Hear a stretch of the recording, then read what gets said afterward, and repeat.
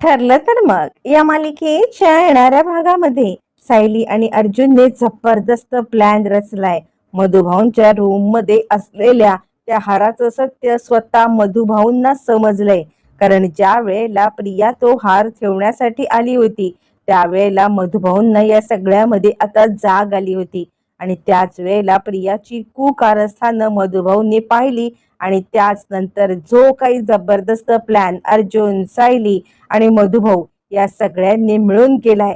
नक्की काय केलंय या सगळ्यामुळे प्रिया या सगळ्या नेकलेसला कसा घुमवलंय, तो नेकलेस मधुभाऊंच्या रूम मध्ये असला तरी तो प्रियानेच कसा ठेवलाय, हे सगळं सगळं अर्जुनने सगळ्यांच्या समोर कसं आणलंय प्रिया आता मधुभाऊंच्या रूमची झडती घेत असते. ज्या वेळेला झडती घेत असते तेव्हा ती बरोबर तीच बॅग काढते. बॅग काढून या सगळ्यामध्ये आता ती सांगते, हे बघा, हे बघा, या पॉकेटमध्ये बरोबर आता इकडे ती हात घालून तो हार काढते. तो हार काढल्यावरती ती म्हणते, मधुभाऊंनी हा हार माझ्या रूम मधून चोरला, हे बघा. आणि खरं सांगायचं तर मला मधुभाऊंवरती डाऊटच होता. यावरती सायली म्हणते, प्रिया काय बोलतेस तू? अर्जुन म्हणतो, तुला काय डाऊट होता? यावरती आता इकडे मधुभाऊ म्हणतात, हा हार मी चोरलेलाच नाहीये.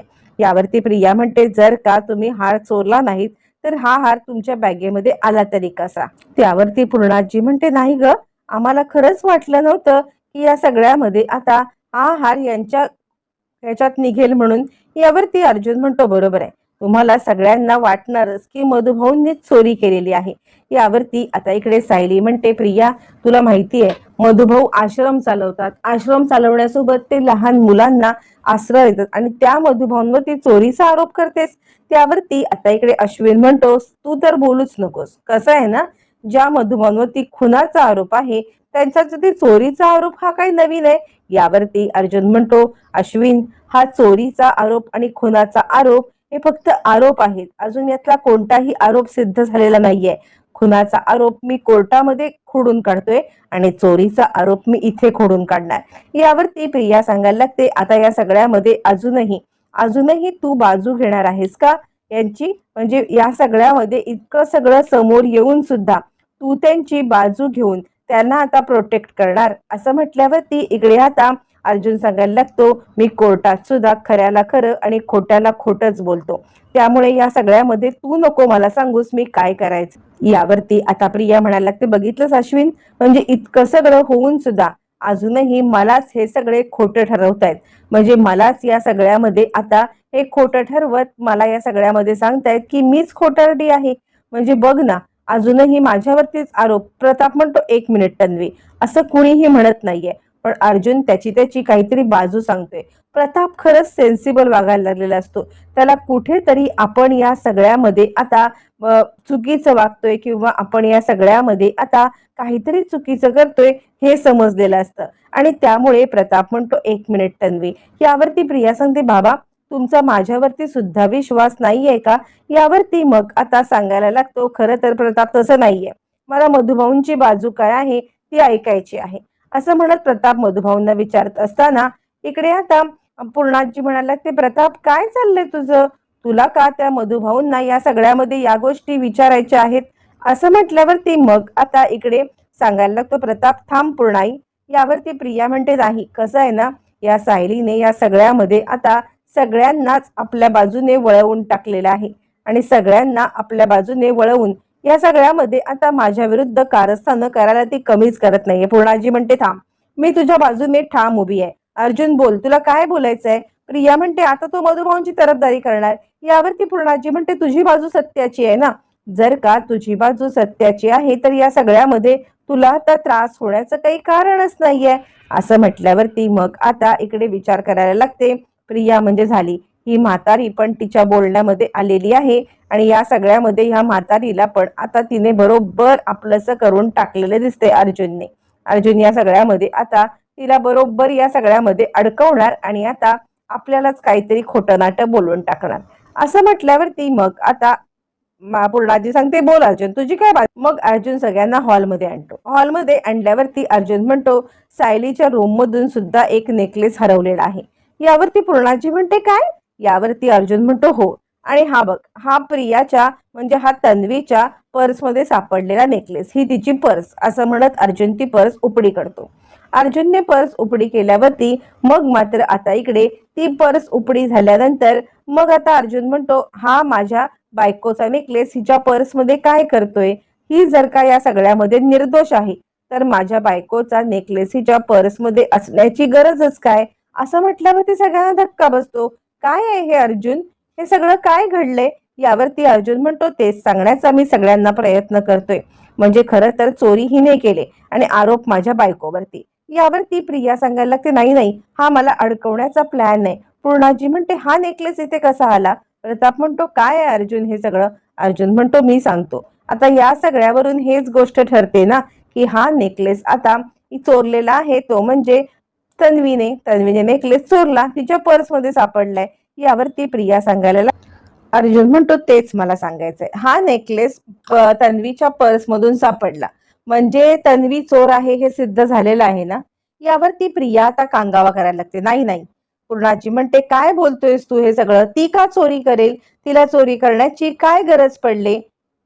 प्रिया सांगते, बघितलंस पूर्णाजी, या सगळ्यामध्ये आता मी काहीही केलेलं नाहीये आणि या सगळ्यामध्ये आता ही माझ्यावरती आरोप करते आहे. का माझ्यावरती आरोप करते आहे? मी खरंच काही केलेले नाहीये. यावरती मग आता पूर्णाजी सांगते, माझा तुझ्यावरती विश्वास आहे. यावरती आता प्रिया सांगायला लागते, या सायलीनेच या सगळ्यामध्ये आता हा नेकलेस ना माझ्या ह्याच्यात ठेवलाय आणि मला अडकवण्याचा प्रयत्न केलाय. पूर्णाजी म्हणते, इतक्या नीच पातळीला का बरं तू उतरलीस? यावरती कल्पना म्हणते, खरंच हिच्याकडून दुसरी कुठची अपेक्षाच आपण करू शकत नाही आहोत. ही मुलगी इतकी नीच आहे ना. यावरती सायली म्हणते, मी असलं काहीही केलेलं नाहीये. यावरती मग आता प्रताप म्हणतो, मग हा नेकलेस कसा काय आला? यावरती सायली म्हणते, खरंच माझ्यावरती विश्वास. आता अर्जुन म्हणतो, एकाच वेळेला 2 नेकलेस सापडलेले आहेत, बरोबर आहे. पण एक नेकलेस ज्या वेळेला मधुभाऊंच्या रूम मध्ये सापडला तेव्हा आपण काय बोलतोय की मधुभाऊंनी चोरी केली, हिचा नेकलेस चोरला. पण त्याच वेळेला जेव्हा माझ्या बायकोचा नेकलेस हिच्या पर्समध्ये सापडला तेव्हा आपण काय बोलतोय की नाही, हिनेच ठेवलाय. म्हणजे कसं आहे, दोन्ही केसमध्ये हीच कशी मुलगी बरोबर होऊ शकते? हिच्या पर्समध्ये सापडलाय म्हणजे ही चोर ना. असं म्हटल्यावरती अर्जुन सगळ्यांना सांगायला लागतो, आता खरं सत्य काय आहे ना ते मी सांगतो. खरं तर हा नेकलेस मीच ठेवलाय. असं म्हटलं. कल्पना म्हणते, काय म्हणजे तू चोरी कबूल करतोयस? तू तन्वीला अडकवण्यासाठी हे सगळं केलंस?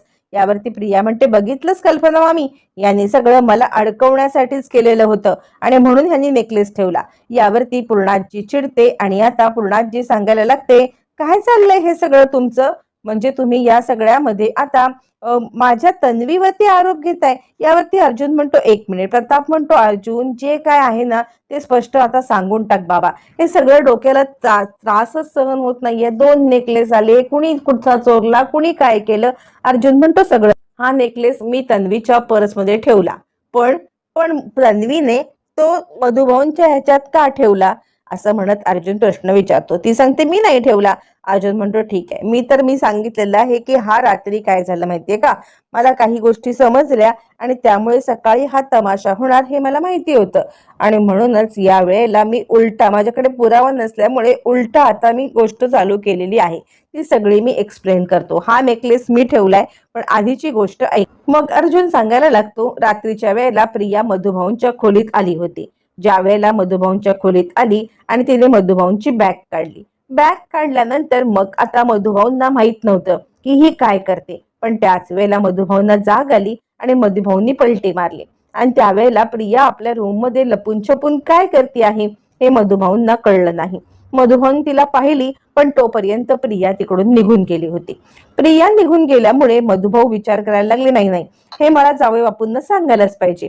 नक्की काय घडलंय, काय झालंय हे जावई बापू पर्यंत पोहोचल्याशिवाय मी या सगळ्यामध्ये आता गप्प बसू शकत नाहीये, कारण ही मला कोणत्याही केसमध्ये अडकवू शकते आणि म्हणून म्हणून मला हिला बोलायलाच पाहिजे, कारण ही काहीही खोटं नाटे धंदे करू शकते. म्हणून लगेचच मधुभाऊंनी मला बोलवलं, मला आणि सायलीला बोलवलं आणि घडलेला प्रकार सांगितला आणि त्याच वेळेला मी आणि सायलीने प्लॅन केलेला आहे. असं म्हटल्यावरती आता अर्जुन सगळा पुढचा प्लॅन सांगायला लागतो. मधुभाऊ अर्जुनला बोलवतात आणि जावई बापू, या सगळ्यामध्ये आता तन्वी माझ्या रूम मध्ये आली होती आणि माझ्या रूम मधून काही ना काहीतरी काढत होती. यावरती अर्जुन म्हणतो, म्हणजे ती रूम मध्ये येण्याचं कारणच काय? यावरती मधुभाऊ म्हणतात, खरंच मला या सगळ्यामध्ये आता काही माहित नाहीये. आणि त्यावरती आता इकडे सांगायला लागतात, अर्जुन ठीक आहे, ती काय करत होती? यावरती मधुभाऊ म्हणतात, तिने माझी बॅग काढली होती. अर्जुन म्हणतो, अच्छा, काहीतरी तिचा प्लॅन असणार. त्यावेळेला सायलीला आठवते का सर तुम्हाला? मागच्या वेळेला आपल्या रूम मध्ये अस्मिताताईंनी आणि त्या दोघींनी मिळून एक हार ठेवला होता आणि मला अडकवण्याचा प्रयत्न केला होता पूर्णाजींना. तसंच मधुभाऊंच्या बॅगेमध्ये काहीतरी ठेवून त्यांना अडकवण्याचा प्रयत्न केला असेल तर? मधुभाऊ म्हणतात, माझी ती बॅग काढा, त्याच्यामध्ये काही असेल. लगेचच बॅग काढल्यावरती नेकलेस निघतो. अर्जुन म्हणतो, बघितलं, अजूनही ती त्या हारावरतीच अडलेली आहे. मागच्या वेळेला पूर्णाजीचा हार, यावेळेला तिचा स्वतःचा हार. आणि मधुभाऊ त्या दिवशी खोलीमध्ये गेले होते म्हणून तिने या सगळ्यामध्ये हा प्लॅन केलेला आहे, हे 100%. असं म्हणत अर्जुन आणि सायली आता प्लॅन करतात. सायली म्हणते, करू दे, तिला जे काही करायचं ते करू दे, पण आता आपणच प्लॅन करायचा. मग काय, सायलीचा लगेच एक नेकलेस काढला जातो. अर्जुन तो नेकलेस काढून प्रियाच्या रूम मध्ये रात्रीच्या वेळेला ठेवायला निघतो. सायली म्हणते, आता ह्या प्रियाला धडा शिकवणार. मधुभाऊंना अडकवायला निघाले का? पण खरं सांगू का, तर ही मधुभाऊंना अडकवायला निघाले ही तिची एकटीची हे नाहीये. अर्जुन सर, मला काय वाटतं माहितीये का, हा कोणाचा तरी वेगळा डाव आहे. अर्जुन म्हणतो, कुणाचा का डाव असेल ना, यांचा डाव उधळून लावणं हेच फक्त आपलं आता काम आहे आणि काहीही काळजी करू नका. काही झालं तरी यांचा डाव पहिला उधळून लावायचा. चला, आत्ताच्या आत्ता हा नेकलेस तन्वीच्या रूम मध्ये, असं म्हणत अर्जुन सांगायला लागतो. म्हणजे स्वतःच्या वडिलांना खोटा आरोप घेते आहे ती चोरीचा. आज चोरीचा आरोप, पण त्या दिवशी सुद्धा आता खुनाचा जो काही आळ घेतलाय तो सुद्धा आळ खरा आहे याची नाहीच आहे, याची मला 100% कल्पना आहे. खुनाचा सुद्धा जो काही आरोप तिने मधुभाऊंच्या वरती लावलेला आहे, या सुद्धा आरोपाचं मी खंडन करतो. खुनाचा सुद्धा आरोप खोटा आहे असं म्हणत अर्जुन खूप चिडलेला असतो आणि तो सांगतो, म्हणून म्हणून आम्ही हा सगळा प्लॅन केला. रात्रीच्या वेळेला तिच्या ह्याच्यामध्ये मंगळसूत्र, आम्ही आता सायलीचा हार टाकला. सायली रडायला लागते, प्रिया तू इतकी नीच असतील ना असं वाटलं नव्हतं. माझ्या मधुभाऊंवरती चोरीचा आरोप करतेस. अगं, ते आपल्या लेकीच्या घरी राहायला तयार नव्हते आणि त्यांच्यावरती हे असे आरोप करून त्यांना अजून लज्जित करतेस. तुला लाज नाही का ग वाटत? यावरती प्रताप म्हणतो, नाही नाही तन्वी, यावेळेला तू खरंच चुकलीस. तू जे काही वागलीस ना ते वागणं आम्हाला अजिबात तुझं पटलेलं नाहीये. बस झालं, आता या सगळ्यामध्ये ना तुझं वागणं आम्ही सहनच करणार नाही. यावरती कल्पनाला पण लाज वाटते. कल्पना पण मान खाली घालते आणि म्हणते, तन्वी, आज न मी तुला सपोर्ट केल्याचा मला खूप खूप पश्चाताप व्हायला लागलेला आहे. या सगळ्यामध्ये आता मला या गोष्टीचं खूप वाईट वाटते की तू तू अशी वागलीस. म्हणजे तुझ्यावरती इतका विश्वास ठेवला आणि आज मला तू मान खाली घालायला लावलीस. मी मोठ्या अभिमानाने सांगत होते की नाही, तन्वी खोटं बोलणार नाही, तन्वी नेहमी खरंच बोलेल, आणि तू आज मला मान खाली घालायला लावून या सगळ्यामध्ये अपमानित केलेलं आहेस. बाद झालं, आता मला काही बोलायचं नाही. पूर्णाची पण रडायला लागते. खरंच तन्वी, आज आमची मान खाली गेली ग.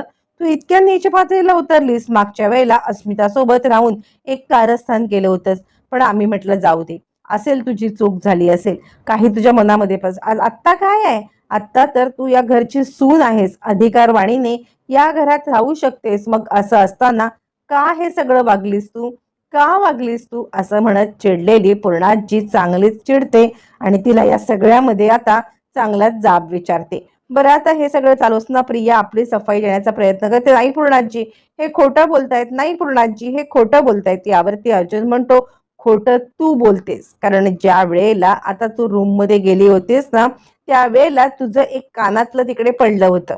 असं म्हटल्यावरती प्रिया म्हणते, काय? असं म्हणत अर्जुन आता ते कानातलं तिला दाखवतो. हे बघ, हे तुझं कानातलं आहे. हार ठेवायला गेलीस तेव्हा कानातलं विसरून आलीस. प्रिया म्हणते, शक्यच नाहीये, कारण काल रात्री ज्या वेळेला मी मधुभाऊंच्या रूम मध्ये गेले तेव्हा माझ्या कानात कानातलेच नव्हते. झालं, सगळ्याचा खुलासा झालेला असतो. स्वतःच्याच तोंडून स्वतःचाच गुन्हा आता कबूल करण्यात आलेला असतो आणि त्यामुळे मग आता पूर्णाची, कल्पना, सगळ्यांची मान शरमेने खाली येते आणि त्यावरती कल्पना म्हणते, नाही नाही, आज जे काही घडलं ना, म्हणजे आपल्या घरात एका निरपराध माणसावरती हा अत्याचार झाला. निरपराध माणसावरती आपण आता खूप मोठा आरोप केला, हे खूप चुकीचं आहे. मला या सगळ्यामध्ये स्वतःची लाज वाटते. आणि त्यावरती सायली म्हणते, प्रिया, तू इतक्या खालच्या पातळीला उतरलीस की ज्या वडिलांनी तुला आता लहानाचं मोठं केलं, ज्या वडिलांनी तुला इतकं मोठं करून या लायक बनवलं की तुझ्या खऱ्या वडिलांच्या घरी जाऊ शकशील आणि त्यांच्यावरती आरोप करतेस का ग? का तुला त्यांच्याबद्दल इतका द्वेष वाटतोय? का हे सगळं तू केलंस?